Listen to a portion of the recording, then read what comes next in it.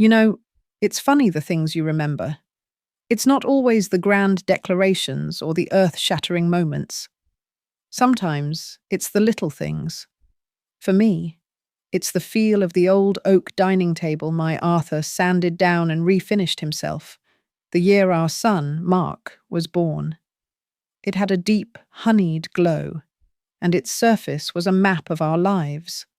A tiny fork scratch from Mark's toddler years, a faint water ring from a forgotten glass of iced tea on a hot July afternoon, the spot where Arthur always placed the carving knife after our Sunday roast. That table had absorbed 40 years of our family's laughter, tears, and secrets. I never imagined it would become a witness to its most profound betrayal.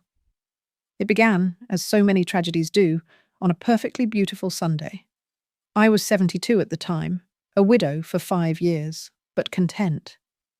The September sun was pouring through the windows of the home Arthur and I had built, not with contractors, but with our own 4 hands and a mountain of debt we'd chipped away at for 30 years. The air smelled of rosemary and roast chicken, the same meal I'd made every Sunday since Mark was a boy. Mark and his wife Jessica arrived right on time, all smiles and designer clothes. Mark, my boy, my only child, had Arthur's handsome jawline but none of his quiet strength. He was a financial advisor, a job that sounded important but always seemed to leave him chasing the next big thing. Jessica was a piece of modern art, sleek, beautiful, and cold to the touch. She was an influencer, which, as far as I could tell, meant she took pictures of expensive coffees and got things for free. "Mum, the house smells amazing," Mark said, kissing my cheek. It felt like a formality, a peck, delivered on the way to the main event. Jessica glided in, her eyes scanning the room. "Eleanor, you really must update this place. All this dark wood is so heavy." I smiled, a tight little thing I'd perfected over the years. "It's not wood, dear. It's memories." We sat at the old oak table. The conversation was light at first. Jessica's latest brand collaboration, Mark's complaints about the market, my mundane updates about my garden club, and my weekly bridge game with my friend Carol. But I could feel a strange tension coiling in the air, a sense of performance. They were leading up to something. Finally, as I was clearing the plates, Jessica placed her perfectly manicured hand on the table, a gesture that was both a stop sign and a demand for attention. "Eleanor," she began, her voice smooth as silk, "Mark and I have been doing a lot of thinking about our future." Mark nodded, puffing out his chest. "We're ready to make a move, Mum. A real move. We found the perfect house in the Northgate Hills subdivision. 5 bedrooms, a pool, a 3-car garage. It's an investment." I smiled, genuinely happy for a moment. "Oh, that's wonderful. It sounds a bit big for just the 2 of you, though." Jessica let out a little tinkling laugh that didn't reach her eyes. "Well, that's part of the plan. It's a family home, for our future children. We need to be established." "The thing is, Mum," Mark cut in, getting to the point, "the down payment is substantial. We're a little short. We've run the numbers, every which way." I felt a familiar prickle of anxiety. This wasn't the first time they'd come to me with a financial opportunity. There was the failed crypto investment 2 years ago and the can't-miss restaurant venture before that. I'd helped them then, dipping into the savings Arthur and I had so carefully accumulated. "Well, I can see what I can do," I said cautiously. "I have a little bit set aside." Jessica cut me off, her smile unwavering. "Oh, we're not looking for a little bit, Eleanor. We have a more permanent solution in mind, one that benefits all of us." Mark cleared his throat and leaned forward, his elbows on the sacred oak. He looked me straight in the eye, the boy I'd taught to ride a bike, the man I'd seen weep at his father's funeral. "Mum," he said, his voice laced with a rehearsed sincerity, "we need half of your pension. The room went silent. The only sound was the ticking of the grandfather clock in the hall, a sound that had measured out the happy years of my life. I stared at him, certain I had misheard. "What did you say?" "Half your pension," Jessica repeated, as if speaking to a child. "Your monthly payment from Arthur's company.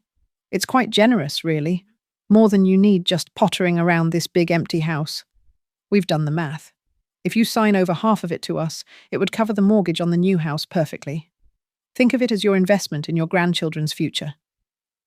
I felt the blood drain from my face. Arthur's pension. He had worked for 45 years at the same engineering firm, sacrificing weekends, taking night shifts, coming home with grease under his fingernails and exhaustion etched into his face, all to ensure I would be safe and secure if he was gone. It wasn't a windfall. It was his life's work, distilled into a monthly check.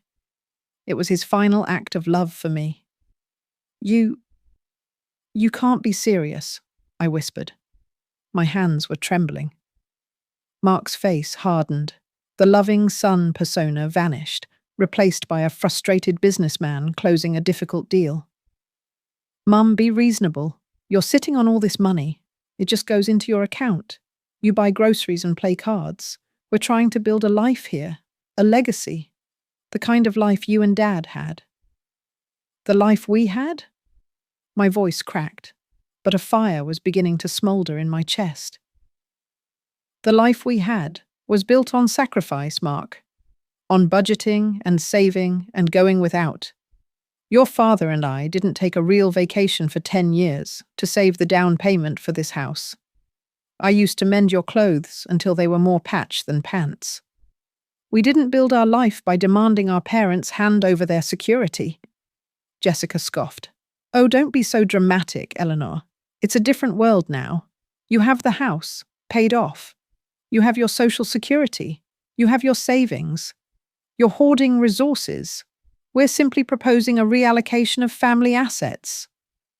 Reallocation of family assets. The clinical, cold phrase felt like a slap. I was no longer a mother. I was a column on their spreadsheet, an obstacle to their 5-bedroom dream. "The answer is no," I said, my voice low but firm. "Absolutely not. The discussion is over." Mark slammed his hand on the table, making the silverware jump. The oak shuddered. "I don't believe this. After everything we do for you, we visit. We call." "You visit when you need something," I shot back, the dam of my composure finally breaking. "You call to check if I'm still alive so you can start planning your inheritance. You don't ask about me, about my life, my friends, whether I'm lonely. You just see me as a bank vault you're waiting to crack open." Jessica stood up, her face a mask of indignation. "Well, I never. We tried to be civil about this. We tried to include you in our future. But if you're going to be this selfish, then there's nothing more to say." "Selfish?" I stood up too, my small frame shaking with a righteous fury I hadn't felt in years. "I gave you my youth, my energy, my savings, my unconditional love. Your father gave you his strength and his legacy. And you have the audacity to call me selfish because I won't let you plunder the last thing he left to protect me. Get out." "Fine," Mark snarled, his face twisted with a resentment that was shocking in its intensity. "But don't come crying to us when you're old and alone in this mausoleum. You've made your choice." They stormed out, slamming the door behind them. The sound echoed through the silent house. I sank back into my chair at the head of the table, the half-eaten roast chicken growing cold. The honeyed glow of the wood seemed duller now, its surface tainted. They hadn't just asked for my money. They had tried to take my future, my security, and my husband's memory, all for a house with a 3-car garage. In that moment, something inside me shifted. The deep, aching hurt began to cool and harden into something else, something sharp and clear and cold as steel. They thought I was a fragile old woman, a relic to be managed. They thought the game was over. They didn't expect what I did next. The first few days were a blur of grief. Not for Arthur, but for the son I thought I had. The silence in the house was a physical weight. Every creak of the floorboards sounded like an accusation. I sat at that oak table, tracing the grain with my finger, replaying their words, their cold, entitled eyes. The hurt was a physical pain in my chest. Then on Wednesday, my friend Carol came over. Carol is a retired nurse, a woman with a spine made of titanium and a tongue that could strip paint. She found me still in my dressing gown at noon, staring at a cold cup of tea. "All right, Eleanor, spill it," she said, bustling into the kitchen to make a fresh pot. "You look like you've been run over by a truck. Was it Mark and that vapid mannequin he married?" I told her everything. Every cruel word, every calculated glance. She listened without interrupting, her lips getting thinner and thinner. When I finished, she slammed 2 mugs on the table. "The ungrateful little parasites," she hissed. "After all you've done, Arthur would be spinning in his grave." "I don't know what to do, Carol," I whispered. "They're my only family." "No," she said, her voice firm. "Family doesn't treat you like an ATM. They're relatives. There's a difference. Now, are you going to sit here and cry into your tea, or are you going to do something about it?" Her words were like a splash of cold water. She was right. Arthur hadn't raised a victim, and I hadn't raised my son to be a predator. But here we were. If he was going to treat me like a business transaction, then I'd better start acting like a CEO. "What can I do?" I asked, a spark igniting within me. "They'll just keep coming back, wearing me down." "Then you change the game, Ellie," Carol said, a glint in her eye. "You liquidate, you get mobile, you take away the assets they're circling like vultures." And that's when the plan began to form. It was terrifying and audacious, and felt like a betrayal of my own past. But my son had already betrayed our past. I was just trying to secure my future. The next Monday, I called a real estate agent named Susan, a woman recommended by Carol. She came over that afternoon, a brisk, kind woman with compassionate eyes. She walked through the house, admiring the solid construction and the large garden. "This is a wonderful family home, Eleanor," she said. "It will sell in a heartbeat. The market in this neighborhood is on fire." "Good," I said, my voice steadier than I felt. "I want to list it, immediately, and quietly." Her eyebrows shot up. "Quietly?" "No for sale sign in the yard. Private viewings only. I don't want my family to know until it's done." Susan gave me a long, searching look, and I think she understood more than I said. "Of course, we can do that." The next step was harder. I called Mr. Davies, the lawyer who had handled Arthur's will. He was a kind, elderly man with a gentle demeanor. I laid out the situation, my voice clinical and detached, just like Jessica's. "My son and his wife see this house and my pension as their future inheritance," I explained. "Their recent behavior has made it clear that my welfare is secondary to that expectation. I want to protect myself." Mr. Davies listened patiently. "Eleanor, everything is in your name. They have no legal claim to any of it while you're alive." "I know that, Robert. But their emotional claim, the pressure, the guilt, it's a powerful thing. I want to remove the temptation. I want to untether myself." We spent 2 hours discussing options. We set up a new living trust, one that was ironclad and irrevocable, with very specific instructions. We moved my savings into different accounts, and we discussed my next move. That weekend, while Mark and Jessica were likely brunching and browsing for new furniture, Carol drove me an hour out of the city to a place called Maple Creek Estates. It wasn't a nursing home. It was a sprawling campus of beautiful apartments and villas, with a central clubhouse, an indoor pool, a cinema, art studios, and lush gardens. It was a luxury retirement community. It was life.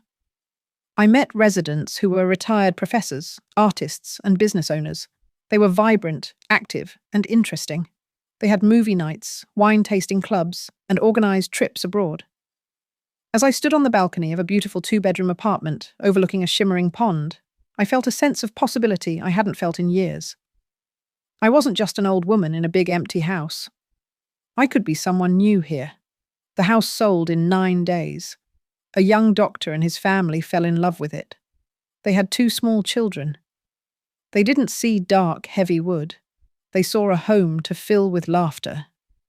They offered 20% over the asking price, no conditions. It all happened in a whirlwind. While the sale was closing, I started the painful process of dismantling my life. Carol and I spent weeks sorting through 40 years of memories. Every object was a story. Arthur's collection of woodworking tools, Mark's grade school art projects, my wedding china. I kept the things that truly mattered: photographs, letters, Arthur's favourite armchair, and I let the rest go. I held an estate sale. Neighbours and strangers walked through my home, putting price tags on my life. It was brutal, but it was also liberating. I was shedding a skin I had outgrown.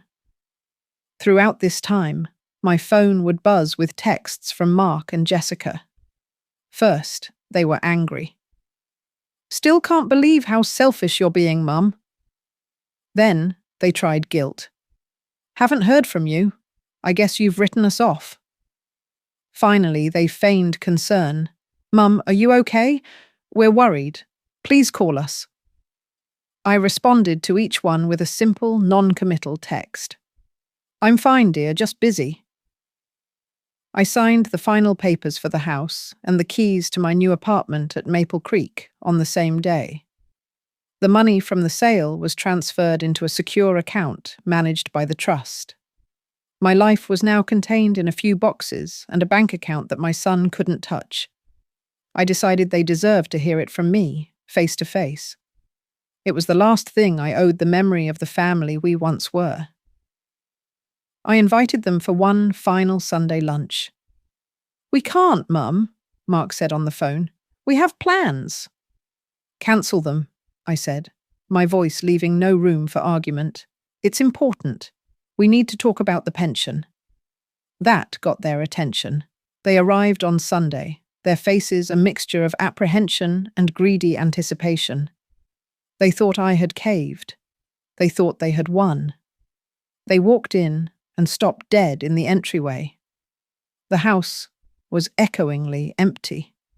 The furniture was gone, except for the oak dining table and 3 chairs standing alone in the center of the room like a primitive altar.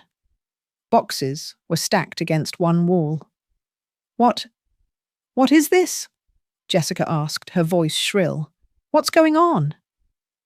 "I'm moving," I said calmly, gesturing for them to sit at the table. They sat down, their eyes wide with confusion and dawning horror. I hadn't prepared a roast. I just poured 3 glasses of water. "I've been doing a lot of thinking since our last conversation," I began, my hands perfectly steady. "You said I was hoarding resources. You said I needed to think about the future. And you were right." A smug look crossed Mark's face. "So you'll help us with the house?" "In a way," I said. "Your request made me realize that this house is too big for me. It's an asset that wasn't being properly utilized. So I utilized it. I sold it." The silence that followed was absolute. Jessica's jaw literally dropped. Mark stared at me, his face turning a blotchy red. You what?" he stammered. "I sold the house," I repeated. "The sale closed on Friday. The new family moves in next month. They're lovely. They have 2 children who will love the backyard." "You can't do that," Jessica shrieked, finding her voice. "That's our house. That's Mark's inheritance."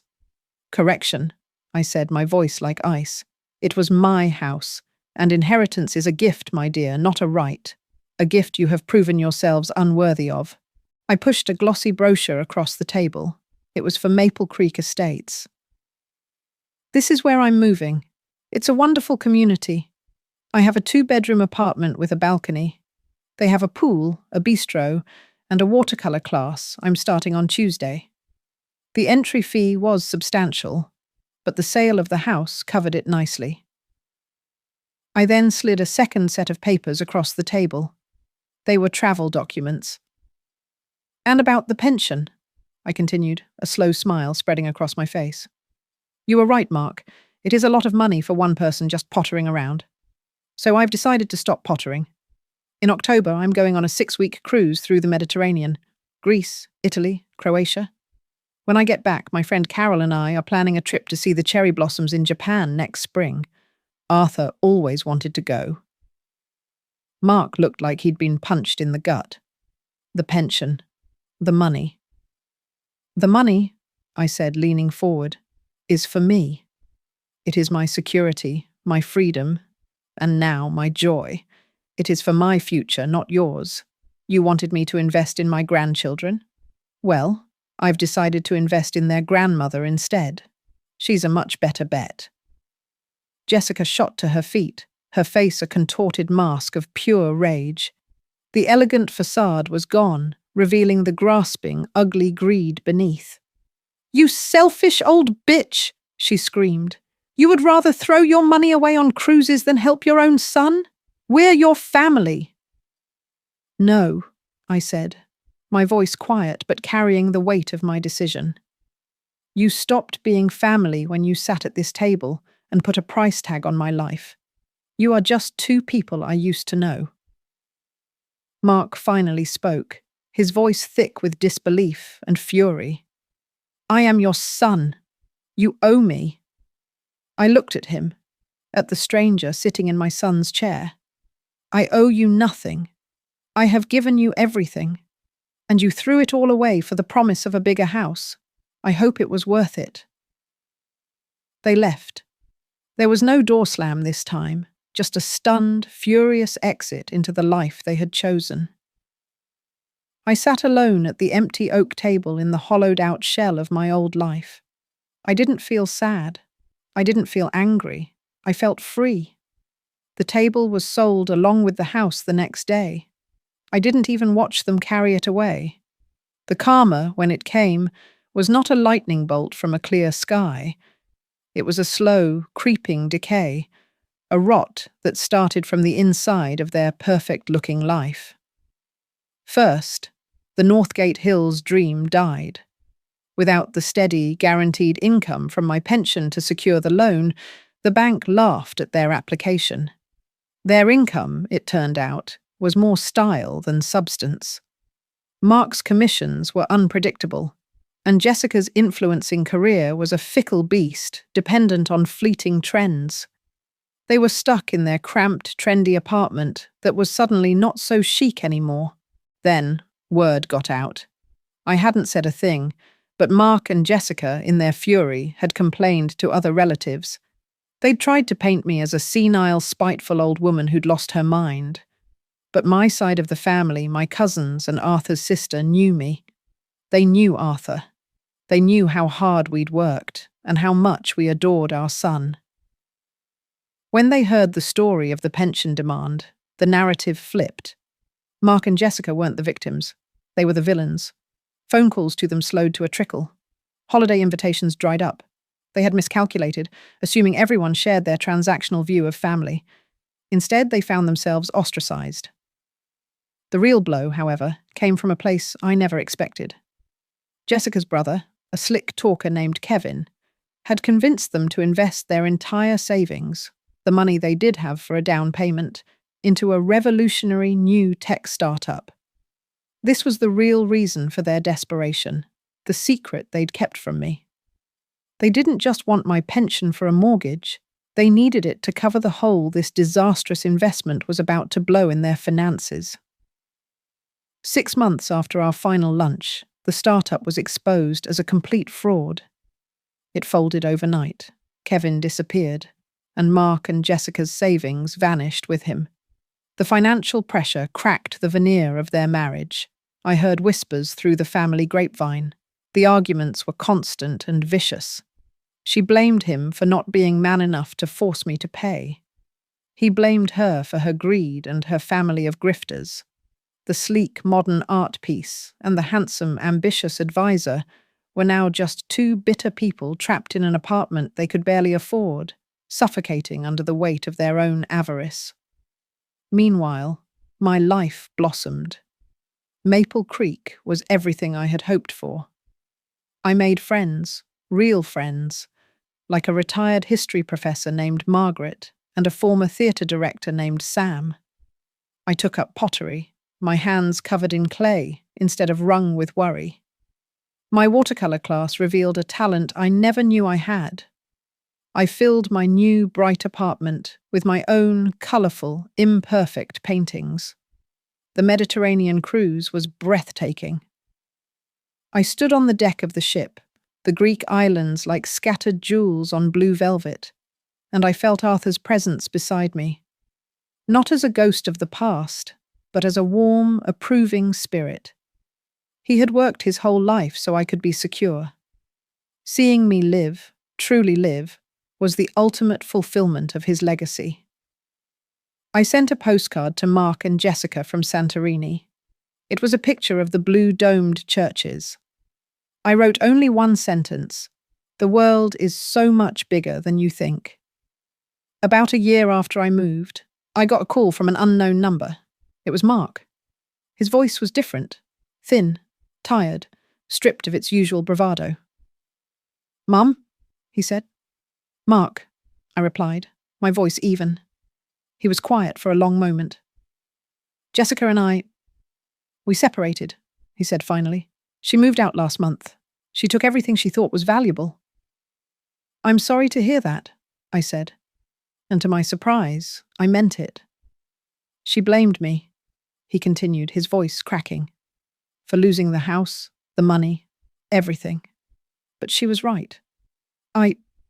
I did lose it. I lost everything that mattered, long before that. At that Sunday lunch." He started to cry then, a raw, broken sound that was achingly familiar. It was the sound he'd made as a little boy when he'd fallen off his bike. "I'm so sorry, Mum," he wept. "Not for the money. I'm sorry for what I said, for what I became. I looked at you and I didn't see my mother. I just saw a number. How could I do that?" I listened, my heart a confusing mix of old pain and new pity. The wound was deep, a scar I would always carry. But hearing his broken apology, I felt the first glimmer of something I hadn't expected, a chance for a different kind of future. It wasn't a magical fix. He didn't get his inheritance back. I didn't sell my apartment and move back in with him, but we started to talk, tentative phone calls once a week. He got a new, less glamorous job.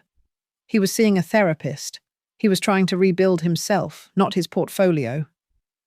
Last month, he drove out to Maple Creek. He walked into my apartment, filled with my paintings and photos of my new friends and my travels.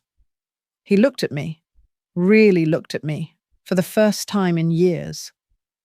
"You look happy, Mum," he said, a sad smile on his face. "I am, Mark," I told him. "I built a new life." He nodded, understanding. "You had to. I'm just sorry I was the reason the old one had to be torn down. Sometimes I think about that old oak table. I hope the new family loves it. I hope they fill its surface with new scratches, new water rings, new memories. A family's story is written on things like that. My story with my son had a terrible, ugly chapter. But now, maybe, just maybe, we were starting to write a new one. A quieter, simpler story. Not about what we could get from each other, but about what we had left to give. And I've learned that the most valuable things in life are never the ones you can demand. They are the ones that are freely given, and even more freely forgiven.